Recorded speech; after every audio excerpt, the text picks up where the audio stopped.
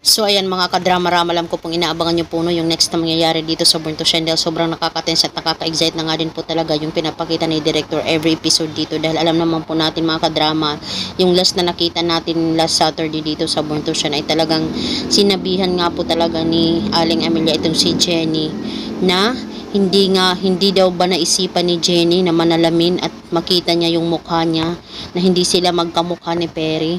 At dahil nga po talaga dito mga kadrama ay sobra talagang na-curious itong si Jenny sa sinabi nga po talaga ni Aling Amelia.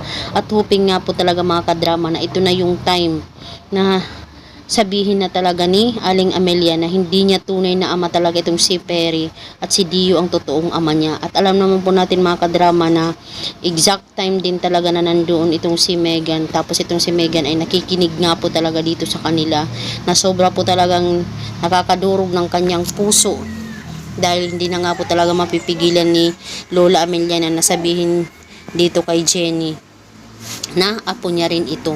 Diba dahil sabi pa nga ni Aling Amelia, gusto nga po talaga niyang makabawi dito sa kanyang pangalawang apo.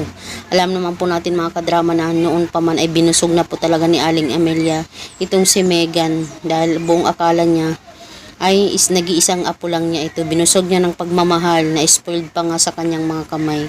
At dahil nga po talaga dito mga kadrama, dahil nga po sa naiisip din ni Amelia yung mga ginawa niya dito kay Jenny, yung mga pananakit niya, mga pananalita na hindi maganda, na sobra siyang nasasaktan dahil gusto niya po talaga na matanggap siya bilang lola ni Jenny.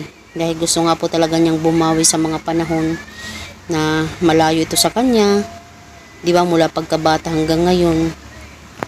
Kaya dahil nga po talaga dito mga kadrama, ito na po talagang gigimbal sa pagkatao nga po talaga ni Jenny. At alam ko po na hindi po talaga yung ganong kadali para kay Jenny na tanggapin na hindi niya totoong ama itong si Perry. Pero wala po talaga siyang magagawa dahil kailangan niya po talagang tanggapin yung katotohanan na yun ang tadhana niya at malalaman niya yung revelasyon na katotohanan about talaga sa kanyang pagkatao.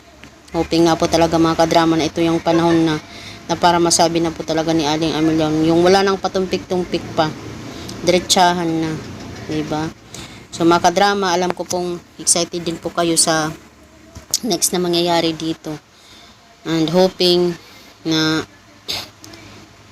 makuha na talaga ni Aling Amelia yung kanyang dinidesire ng kanyang puso na masabi talaga dito kay Jenny dahil excited na din po talaga siya na makabawi dito. Alam niyang may masasaktang isang apo pero wala siyang magagawa si Megan dahil apo rin talaga ni Aling Amelia itong si Jenny. So yun lang po, don't forget to please like, share, and subscribe my channel. Bye!